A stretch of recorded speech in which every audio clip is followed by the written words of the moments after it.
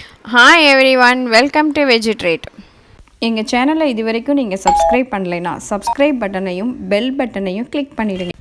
இன்றைக்கி நம்ம லஞ்சுக்கும் டின்னருக்கும் சேர்த்து ஒரே சமையலாக சமைக்க போகிறோம். இப்போ இருக்கிற லாக்டவுன் பீரியடில் நமக்கு ஃபேமிலியோடு ஸ்பெண்ட் பண்ண நிறையா டைம் கிடைக்கும். கிச்சன்லேயே நிறையா டைம் ஸ்பெண்ட் பண்ணாமையும் இருக்க முடியும். இந்த மாதிரி சமைச்சிட்டோம்னா சப்பாத்தி, தால் தடுக்கா ப்ளஸ் ஒயிட் ரைஸ் வச்சுருக்கோம். இப்போ ஃபஸ்ட்டு தால் தடுக்கா எப்படி பண்ணுறதுன்னு பார்க்கலாம். 1/2 கப் துவரம்பருப்பு, 1/4 கப் பைத்தம்பருப்பு எடுத்து நல்லா வாஷ் பண்ணிவிட்டு மூழ்கிற அளவுக்கு தண்ணி ஊற்றிடுங்க. இப்போ அதோட ஒரு 1/4 ஸ்பூன் மஞ்சள் பொடி, ஒரு 1/4 ஸ்பூன் நல்லெண்ணெய் ஊற்றிருக்கேன். எந்த குக்கிங் ஆயில் வேணாலும் ஊற்றிக்கலாம். அப்படி ஊற்றுறதுனால நல்லா மேஷ் ஆகிடும் பருப்பு. இப்போ குக்கரில் கீழே ஒயிட் ரைஸ் வச்சுட்டு மேலேயே நான் பருப்பையும் வேக வச்சுக்க போகிறேன். இப்போ ஒரு 5 விசில் விட்டோம்னா பருப்பு நல்லா வெந்துடும். பாருங்கள், பருப்பு சூப்பராக வெந்துடுச்சு. கீழே ரைஸும் நமக்கு ரெடி ஆகிடுச்சு. இப்போ அந்த தாலை சூட்டோடையே நம்ம நல்லா மேஷ் பண்ணி எடுத்து வச்சுக்கலாம். இப்போ கீழே எனக்கு ஒயிட் ரைஸும் ரெடி ஆகிடுச்சு. இப்போ 2 வேலை முடிஞ்சிடுச்சு. நம்ம இப்போ அடுத்தது தால் எப்படி பண்ணுறதுன்னு பார்க்கலாம். இதுக்கு தேவையான பொருட்கள் எல்லாமே நான் டிஸ்கிரிப்ஷனில் கொடுத்துருக்கேன், ரெஃபர் பண்ணிக்கோங்க. இப்போ ஒரு கடாயில் ஒரு 1/2 ஸ்பூன் ஜீரகம், 2 பீஸ் பட்டை போட்டுட்டு கொஞ்சமாக ஒரு 1 பிஞ்ச் பெருங்காயம், ஒரு பச்சை மிளகா, கொஞ்சமாக இஞ்சி எல்லாத்தையும் போட்டு நல்லா வாசனை வர வரைக்கும் வறுத்துக்கோங்க. இப்போ நம்ம கட் பண்ணி வச்சுருக்கிற 2 வெங்காயத்தையும் ஆட் பண்ணிடலாம். வெங்காயம் நல்லா கலர் சேஞ்ச் ஆகிற வரைக்கும் வறுத்துக்கோங்க.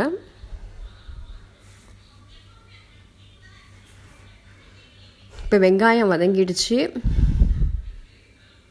இதில் நம்ம மசாலாலாம் ஆட் பண்ணிடலாம்.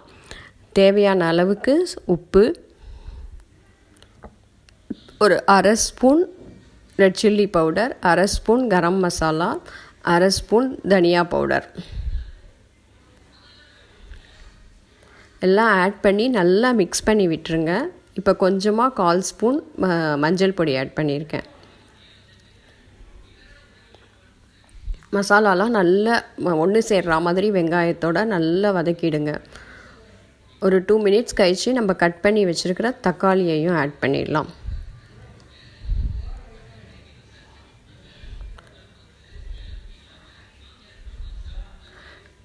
இப்போ ஒரு 5 மினிட்ஸ் நல்லா மூடி போட்டு வச்சிடலாம்.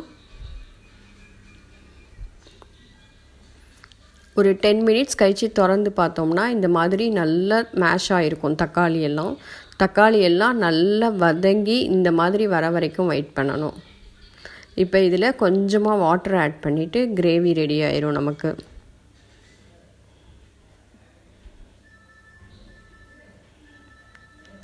இப்போ இதை திருப்பியும் ஒரு 5 மினிட்ஸ் மூடி போட்டுருங்க.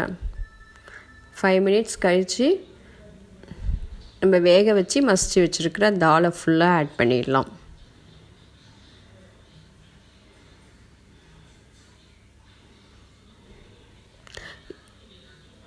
அந்த பாத்திரத்தையும் அலம்பிட்டு அதில் இருக்கிற தண்ணியையும் நான் ஆட் பண்ணிட்டேன்.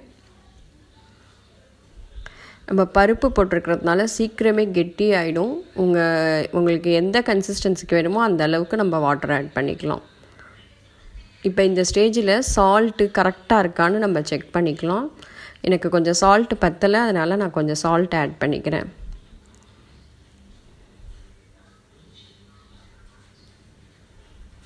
இப்போ தால் கொதிச்சிட்ருக்கிற 10 நிமிஷத்துலேயே நான் போயிட்டு சப்பாத்தி மாவை ஃபுல்லாக பிசைஞ்சு ரெடி பண்ணி வச்சுட்டேன்.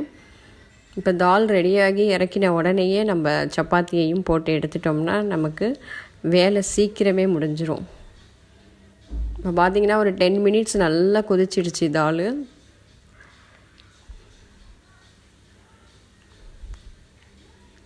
அவ்வளோதான், நம்மளோட தால் ரெடி ஆயிடுச்சு. நீங்கள் என்கிட்ட இப்போ பச்சை கொத்தமல்லி இல்லை இருந்ததுன்னா இந்த ஸ்டேஜில் நீங்கள் போட்டுக்கலாம்.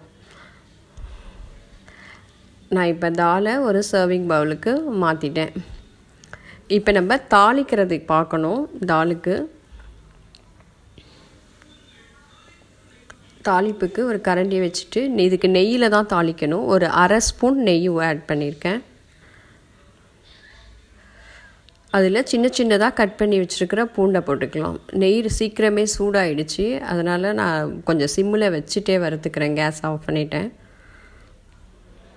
இப்போ திருப்பி கேஸை ஆன் பண்ணிவிட்டு 2 மிளகா ஆட் பண்ணியிருக்கேன். நல்ல பூண்டு வந்து நல்ல கலர் சேஞ்ச் ஆகிற அளவுக்கு வறுத்துக்கங்க. இப்போ இதுலேயே கொஞ்சமாக பெருங்காயம், இதோட ஒரு அரை spoon red chilli powder add பண்ணியிருக்கேன். இது எல்லாத்தையும் நல்லா ஒரு 2 மினிட்ஸ் சிம்மில் வச்சு வறுத்து எடுத்துக்கோங்க. இப்போ இந்த தாளிப்பை நம்ம பருப்பில் சேர்த்துட்டா நம்மளோட தால் தட்கா ரெடி ஆகிடும். இது நீங்கள் ஒயிட் ரைஸ்க்கும் சூப்பராக இருக்கும், ரைஸ் சப்பாத்திக்கும் ரொட்டிக்கு எல்லாத்துக்குமே சூப்பராக இருக்கும் மேட்சாக. இப்போ நம்ம சப்பாத்தி மாவு ரெடி ஆகிடுச்சு, போட்டு எடுத்துடலாம்.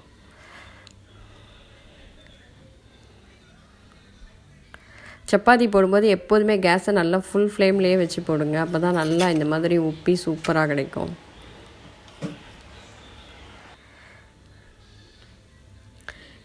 அவ்வளோதான், நம்மளோட சப்பாத்தியும் ரெடி ஆகிடுச்சு. இப்போ பார்த்தீங்கன்னா நம்ம லஞ்ச் காம்போ ஒயிட் ரைஸ், தால் தட்கா ப்ளஸ் சப்பாத்தி.